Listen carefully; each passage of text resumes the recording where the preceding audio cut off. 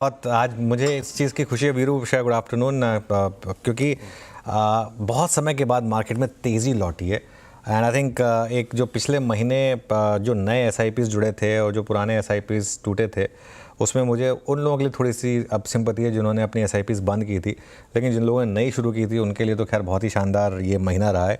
देखिए, हमने एक व्यू लिया था यहाँ पर पिछले हफ्ते से और उससे थोड़ा सा पहले से कि यहाँ पर अभी मार्केट में अब मंदी भूल जाइए और अब तेज़ी में आ जाइए, मंदी का टाइम बीत चुका है। और सुबह भी हमने एक बात कही थी कि 23,200 से 23,250 ये भी संभव है, और 23,196 आज का हाई। मुझे तो हैरानी नहीं होगी अगर आप 23,250 आज ही हिट कर लें तो। और बाज़ार में एक बार अगर आपको ट्रेंड पकड़ में आ जाए तो उसके बाद उसको छोड़िए मत। सबसे इंपॉर्टेंट चीज़ ये है, क्यों हमने एक व्यू ये लिया था कि घबराइए मत, ये मत सोचिए कि रैली 21,800 से शुरू हुई है अब तो मैंने मिस कर दी, कुछ मिस नहीं की।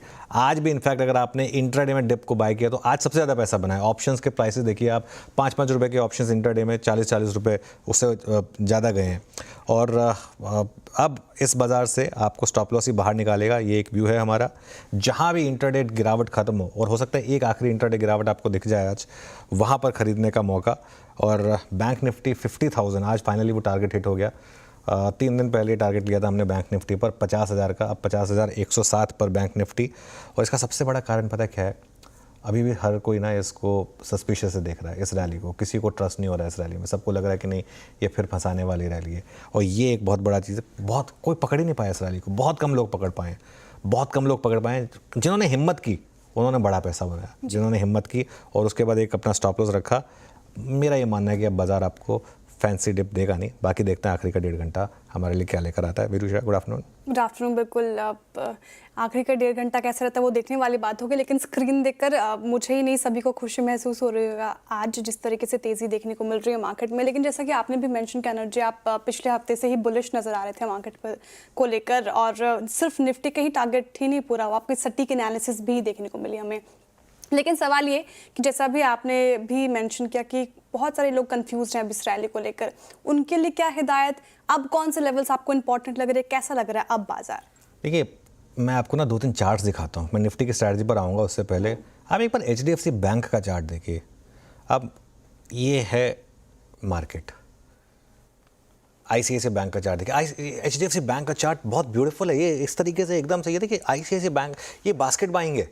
ये सब जब होता है ना, ये बास्केट बाइंग मतलब किसी, और आज अगर फिंगर्स क्रॉस, मुझे लग रहा है आज FI की बाइंग भी आ सकती है। और शॉर्ट कवरिंग तो ज़बरदस्त है। वो 50% जाने में टाइम नहीं लगेगा। FI का जो लॉन्ग शॉट है ना, 50% जाने में टाइम नहीं लगेगा। रिलायंस का इंटरडे चार्ट देखिए आप, जब इस तरीके से लार्ज कैप एक साथ एक समय से चलने लगते हैं तो मतलब किसी ने मार्केट में कैश डाला है और बड़े इंस्टीट्यूशन ने कैश डाला है। ये मोल इंडिया घाट के ऊपर के जो ट्रेडर्स की जो लॉबी है, उनके डालने से इस तरीके के स्टॉक्स नहीं भागते हैं। ये भागते हैं स्टॉक्स जब आप कोई बड़े इंस्टीट्यूशंस इस तरीके का पैसा डालते हैं, तो इस वजह से। और श्रेया, क्या होता है, बड़ा ट्रेंड एक बार अगर आपको पकड़ में आ जाए उसके बाद स्टॉप लॉस को अपना काम करने दीजिए। टफ होता है बैठे रहना। मैं खुद बताऊं, अगर मैं खुद मार्केट में होता तो मैं थोड़ा इतने टाइम तक रहता। लेकिन सबसे बड़ा टफ पार्ट यही होता है, आप अपने फिंगर्स को कंट्रोल कर सकते हैं कि नहीं। एक अर्ज होती है प्रॉफिट बुक करने की, जैसे परसों या कल जो बड़ी रैली होती है कि अब बुक कर लो क्या। अगर आपने वो कर दिया तो आपने सबसे बड़ा एक्सपायरी वाले दिन का मूव छोड़ दिया आपने। ऑप्शन में सबसे बड़ा मूव तो आपको एक्सपायरी वाले दिन मिलता है। तब भी आपने कहा था कि अभी थोड़ा एग्जैक्टली।